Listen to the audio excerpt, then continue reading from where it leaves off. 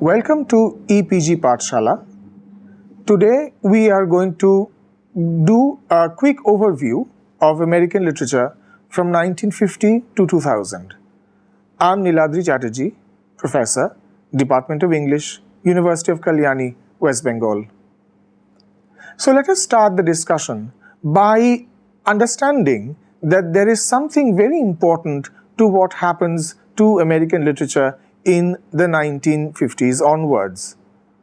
This is where one would have to take note of the term diversity, because roughly from the 1950s onwards, although there is a lot of writing before that, but roughly from the 1950s onwards, we see a lot of American literature that is being produced by people who are not necessarily regarded as being American in the sense that most people imagine an American to be. So therefore, diversity becomes one of the outstanding features of American literature in the later half of the 20th century. The diversity provides readers with different routes through the texts, context, genres, historical periods, and also a lot of debates and discourses. The American literature is no more homogeneous, rather it is heterogeneous in nature and plural in terms of gender, race, class, color, sexuality, ethnicity, religion. For example, Native Americans, Afro-Americans, Asian Americans, women, lesbian and gays, they are all beginning to voice from their lives, their identities from this period onwards. So the American literature still maintains a unity in the diversity, and there is perhaps, you might find, a symphony in the cacophony. Let us broadly try and understand the way in which we think about American literature. Well, there are, roughly speaking, about 6 periods. We can think about the literature of colonial America, which is from 1607 to 1765. We can think of literature of reason and revolution, which is from 1765 to perhaps the end of the 18th century. We can think about the literature of romanticism from 1800 to 1865. Remember that what we understand as romanticism could very well be called in the American context transcendentalism. So we have to keep that in mind.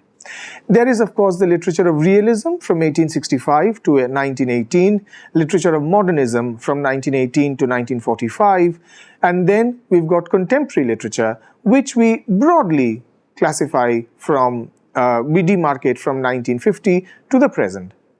Now, the discussion that we are going to have today is going to be based on contemporary American literature, which roughly extends from the year 1950 to 2000, but of course you can include literature that is being produced even now in 2016.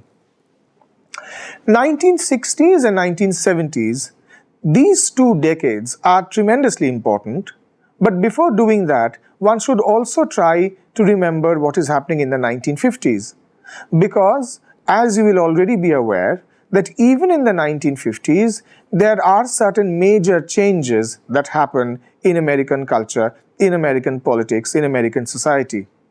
And this we can actually try to trace from, say for example, the war in Korea, which starts in 1950, followed by the Vietnam War, which actually starts in 1959 and then goes on for many, many years till it ends in 1975. So the 1950s marks the period of tremendous churn as far as American history is concerned. But if we go back to our understanding of the socio-political background, we shall see that, for example, Rangarao in contemporary American literature says that in the 1960s and 70s, America was stirred socially and intellectually in the same manner in which England was stirred in the latter half of the 19th century. The consequent 2 world wars caused huge economic degradations and unemployment, along with the depression. This is something that you are already familiar with because, as you already know, depression is something that happened in America in the 1930s. All through the 30s, America endured tremendous economic depression.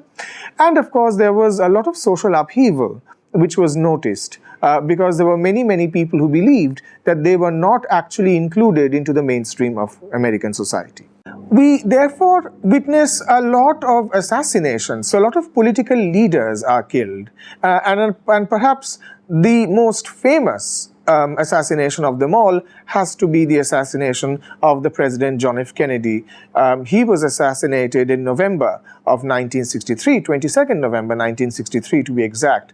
And soon after that, in 1965, there was the assassination of Malcolm X, there was the assassination of Martin Luther King in 1967, and that of Robert Kennedy, JFK's brother, in 1965. Why do I mention the assassination of Malcolm X, and why do I mention the assassination of Martin Luther King?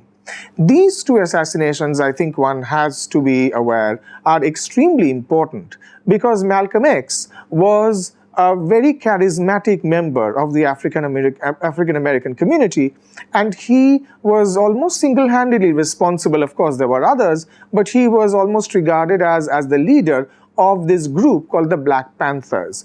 Now, the job of the Black Panthers was basically to impress upon the American mainstream that they have to give honor, respect, and dignity to the black people. So social activists, artists, writers, they all expressed their vehement and sometimes rather violent opposition against those people who were actually advocating war. So this is also the time when we have tremendous anti-war protests.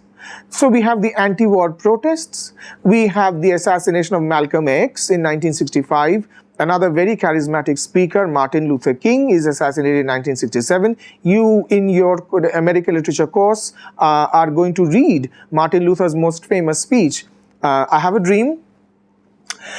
We move on, therefore, to exactly what are the things that characterize this particular period of 1950s to 2000.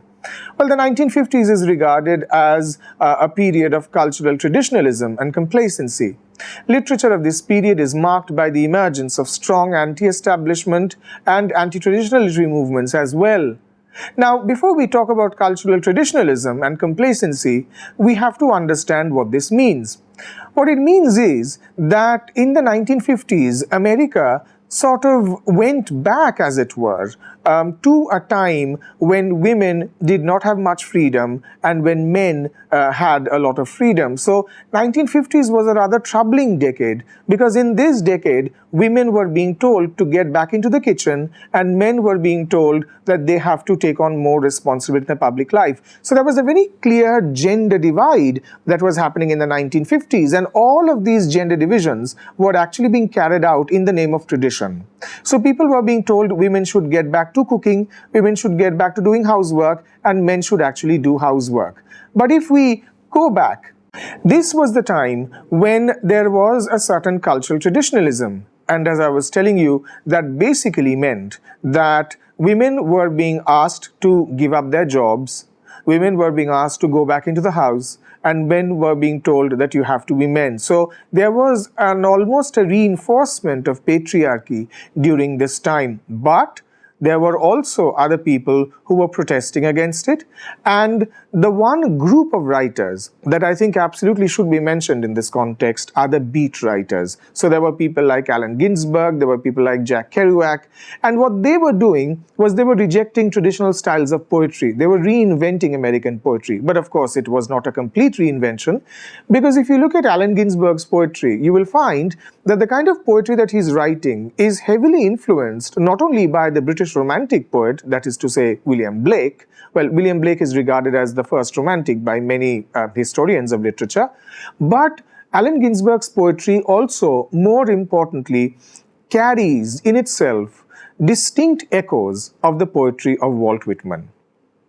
So it is almost as though Allen Ginsberg is trying to write the kind of poetry in the 1960s that Walt Whitman was writing in the 1800s. So the appearance and disappearance of different schools and movements was another characteristic of American literature. There were two things that were happening. As I have told you, there were some people who were writing in a very traditional way, and then there were others who were also writing in a rather non-traditional way. So they were doing a lot of experimentation. There were writers who rejected many traditional art forms and styles and created and adapted new artistic ways of expression. For example, there were poets who basically were writing vers libre, which is a French term which translated into English means free verse. Now, I would once again ask you to remember that Walt Whitman was already writing free verse in the 19th century. So when they are writing in free verse, it is not as though they're actually inventing free verse, but they're certainly reinventing free verse in the sense that they are writing a kind of poetry which is free verse, but they are suiting that poetry to the time. That is something that I think you should be aware of. Well, in the field of poetry, new forms of poetry like confessional poetry, nuclear protest poetry were becoming very popular. And in the field of theatre, there were various new forms of plays, for example, absurdist plays that were also coming into existence. And in the context of absurdist play, of course, the most famous American playwright that I could think of is, of course, Edward Albee. There were, of course, many writers who were producing what we can vaguely call realist fiction. But remember that when these people were writing realist fiction, they were writing about their own time. And they were also pushing the boundary of censorship. That is to say, they were trying to see how far they can express themselves in their literature. What are the things that they can talk about in their fiction? What are the things that they can't talk about in their fiction? And over here, I would certainly want to mention Henry Miller. Henry Miller was rather important because when he was writing his novels, they were openly erotic. They were very sexual. So when Henry Miller is writing these incredibly sexual novels, he is experimenting. He's trying to understand how much can the American public take. At what point will the American public refuse to take? So he was clearly pushing the boundary of what I can write in literature and what I can't write in literature.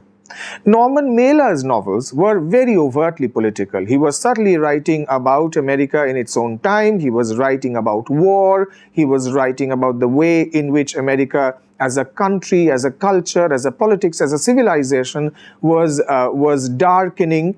There was, of course, somebody like William Burroughs. William Burroughs is somebody that you would also want to associate with the Beat movement. I've already talked about Allen Ginsberg. I've already talked about Jack Kerouac. William Burroughs also belongs to that group. He was again writing remarkably not traditional, but remarkably bold novels. And as perhaps two of his best known novels are Queer and The Naked Lunch. So these were the kind of fiction that was being written. And of course, very importantly in this time, you have somebody like Vladimir Nabokov. Now, Vladimir Nabokov, as you can very well tell, is not a traditional American name. And you'd be right, he is originally Russian. But he settled in America. And perhaps now, when you think about Vladimir Nabokov, the one book that everybody has either heard of or has read is, of course, his novel Lolita.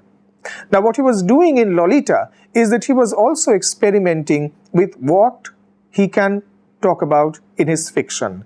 Because in Lolita, this is the story of an elderly man who is seduced by a very young girl. So there are all of these novels that were being written, and of course I have mentioned absurdist drama. I've also talked about Edward Albee. Now, moving on, we come to the way in which confessional poetry becomes a very important part of this period. The emergence of confessional poetry is a type of poetry of the personal or the I. So therefore, this form of poetry starts in the late 1950s and early 60s. Major poets are Robert Lowell, Sylvia Plath, who is there in your syllabus. So you are going to read some of Sylvia Plath's poems, Anne Sexton, W.D. Snodgrass. Lowell's book, Life Studies, John Berryman's The Dream Songs are the best examples. It is believed that such poetry influenced the Indian poet Kamala Das, who practiced this genre in her poetry. But there were other kinds of poems that were very political, and they were very public. And of course, one of the most public kinds of poetry that we come across at this time is, of course, nuclear protest poetry. Now, one of the most striking features or contributions of this period is the emergence of nuclear protest poetry. What were they doing? This genre of poetry, people who are writing this kind of poetry, they were protesting against nuclear weapons, which, as you know very well, have the capacity to destroy the entire human civilization in the twinkle of an eye. Allen Ginsberg, for example, has expressed his anger against America and nuclear weapons in his poem The Plutonium Ode in the following way: America, America, when will we end the human war? Go fuck yourself with your atom bomb. So therefore, this, as you can imagine, it is the language of great anger. This is the language of tremendous, tremendous anger.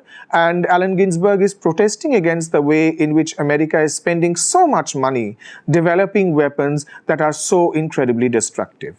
This is also the time when you finally see the emergence of new identities and new literatures within the mainstream American literature. And writers from different ethnic groups, for example, and ethnic communities within the country, they are starting to use their arts and literatures to articulate their voices.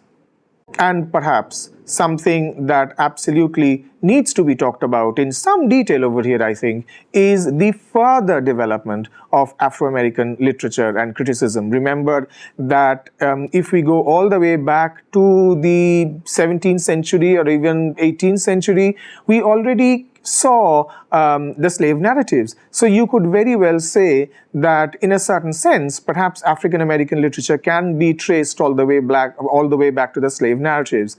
But of course, as you know, that slavery ends in America, but the ending of slavery does not necessarily mean that the African Americans in America are no longer oppressed. In fact, something quite horrifying happens. The oppression on them actually increases. Now, let us look at the way in which this developed. So, for example, you have a lot of people from Africa, and they are cheap, and they are easily employable, and they are actually sold into America.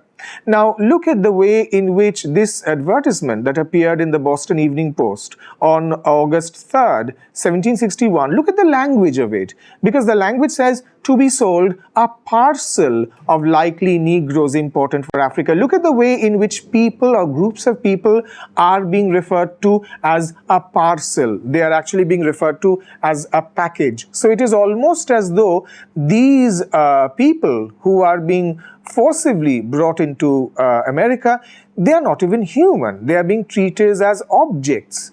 Their groups are being called parcels. So the above advertisement revealed two very basic facts. First, it showed how painful it was to be an imported black slave. And second, it also showed the cruelty of the white American.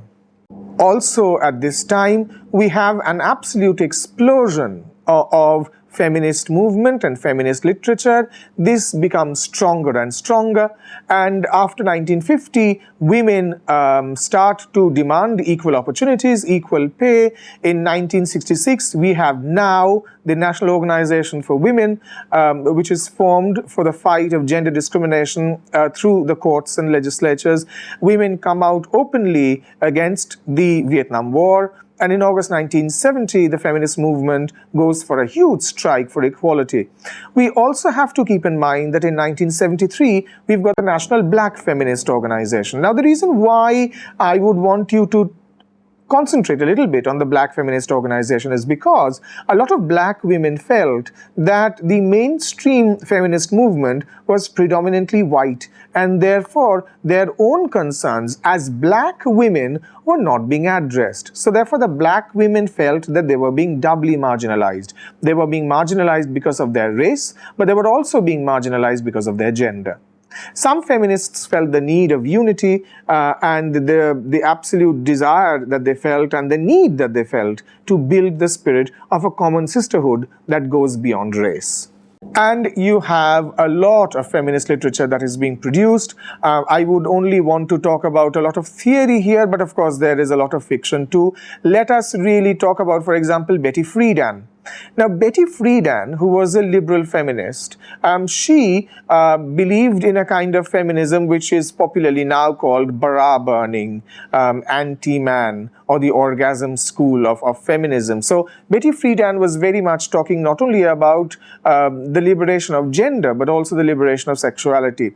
However, the present feminist movement in America, there is also a very, very strong notion that women's sexual rights should be honored. For example, in this year, they virtually burnt their bras and organized a topless parade in public as a symbolic protest for equality between men and women. Also, as I have told you, along with other kinds of literature, that is to say African American literature, feminist literature, literature from other ethnicities, we certainly see the emergence of Native American voices. Please understand that for many, many centuries almost, the Native Americans were methodically decimated, they were oppressed. They were put into what are called reservations. These are tiny areas in which they have to live. So therefore, for a very long time, although these were the people that were the original inhabitants of the American continent, they were pushed into the sidelines. It is in the 1950s and 60s that they start to not only produce their own art, but also to produce their own literature. And there are a few that I think if we move a little forward, then we can certainly talk about a few persons that I think you need to keep your eye peeled for. So let us talk about somebody like Vine Deloria Jr., one of the most outspoken voices among the Native American writers. One should try to look at Custard Diet for Your Sins, an Indian manifesto, which inspired the Native Americanism in the 1960s and 70s. Major writers such as Sherman Alexie, Charles Eastman, Deep Woods, and of course Charles Eastman Deep, who also wrote Woods to Civilization and The Indian Today, the Past and Future of the First American. So these are some of the books that I think you would certainly want to take a note of. And something else that begins to happen is Indian Americans begin to write. Of course, this is a very, very new development. Indian Americans begin to write sort of towards the 1970s and 80s. I think the first person that I can think of is Bharti Mukherjee, who lived in Canada. She was originally from Calcutta, then she lived in Canada for some time before moving to the United States. Bharti Mukherjee is of great historical significance because she is the first person to be an Indian American who was writing fiction. Later on, of course, there are many, many people who come in. Jhumpa Lahiri, of course, is the best known example of that. But there are others. There are Zulfikar Ghosh, who wrote The Loss of India in 1964. There is Meena Alexander with her poetry. Most importantly, The Bird's Bright Ring. Vikram Seth's rather extraordinary the work, Golden Gate. Something that you should know about the Golden Gate is that although Golden Gate is a novel, but this is where it becomes rather interesting. It is a novel in the sonnet form. So the entire novel actually is a big poem. Now, when he was writing this poem, he was clearly inspired by not an Indian, but he was inspired not by an American, but by a Russian. So he was very, very heavily influenced by the poet Pushkin. So there is a very clear influence of Pushkin on the work of Vikram Seth. We certainly have Amitav Ghosh, who is writing in an antique land. We have Geeta Mehta, who is writing a River Sutra. Jhumpa Lahiri, of course, I've already talked about. And of course, we've got Amitabh Kumar with his passport photos. Jewish American literature also occupies a rather important aspect of American literature. Philip Roth, I think, is somebody that absolutely should be given a lot of importance to. We have to look at Philip Roth's novels such as Portnoy's Complaint. We have to look at Goodbye Columbus. And we also look at his novel, The American Pastoral. William Gaddis is another one for his novel, The Recognitions, and J.R., written in 1975. So there are a lot of people who are writing Jewish American literature. And of course, there is Saul Bellow. Saul Bellow is also a part of your course. Chinese American literature, something that is sometimes called Asian American literature. But when they're saying Asian American literature, they basically mean literature from what we would call the Far East. Maxine Hong Kingston, Amy Tan, are very, very important figures in this particular connection. We have the Chinamen, Amy Tan's novel from 1980. We've got Trip Master Monkey, his fake book. We also have other women who are writing, Chinese-American, Jude Snow Wong, Diana Chang, C.Y. Lee, Joy Kogawa, Fuzhou Lawson Inada, Sky Lee, and Luong Ung. So there are all of these writers who are producing rather wonderful fiction as Chinese Americans. This is where I think it would be important to mention that towards the 1950s, we also, well actually from the late 1940s onwards, we see a distinct growth in the development of lesbian and gay literature.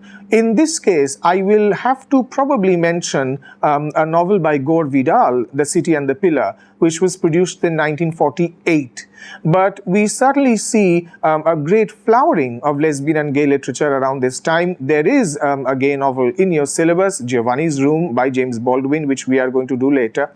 So this is rather interesting because according to Charles E. Bressler, who wrote in his book Literary Criticism, the beginning of this reclamation and ongoing development of peculiarly African-American literary theories and criticism has helped other marginalized groups such as gays and lesbians to develop their own critical theories and practical criticism. It is very important for me to note that not only does the gay and lesbian movement learn a lot from African-American theorization, criticism, literature, but they also learn a great amount from the feminist movement. And I would certainly want to mention Arab American literature, and among the most famous writers would be Diana Abu Jaber, whose novel Arabian Jazz and her memoir, The Language of Baklava, is something that we should keep an eye out for. But there are other writers as well, such as Ethel Adnan, Rabi Alameddin, and the poet Naomi Shihab Nye. What is happening as far as theatre is concerned? What kind of plays are being written? This is where we have to remember that there is certainly a lot of popularity for folk theatre. Folk drama is another key feature of contemporary drama. For example, Abraham's Bosom is such a play. Paul Green got the Pulitzer Prize for this play. The black drama, or rather African-American theatre, becomes very, very important. And in this context, you would be very happy to know that one of the most important examples of African-American theatre, Lorraine Hansberry's A Raisin in the Sun, is there in your syllabus. So there is a flowering. Of course, I would also have to mention Amiri Baraka, who is also contributing to this. What else is happening? You have to understand that there are a lot of people who are writing theatre who come from various political affiliations, from various political beliefs. So you've got the agenda theatre, which comes, in the wake of the civil rights legislation in the beginning of the mid-60s. You also have people like Sam Shepard. We've got Neil Simon. You also have very important women dramatists like Beth Henley. You've got Marsha Norman, Megan Terry, Paula Vogel, and of course the gay rights movement and the AIDS crisis of the 1980s produces other playwrights such as Christopher Durang, Holly Hushes, Karen Malpidi, and Larry Kramer. And this is where I think I would absolutely have to mention the name of Tony Kushner, whose play Angels in America is regarded as a classic. So you should certainly take a look at Tony Kushner's play Angels in America. In order to conclude, I would therefore say that diversity is one of the most important features of the literature of the 1950s all the way through to the present day. Every single aspect of this very wide range of literatures is impossible for me to discuss, but please be aware of the fact that literature does not only remain an artistic enterprise. Literature is now openly and overtly claimed as a kind of politics. So therefore, identity politics becomes a very important part of later American writing. Thank you.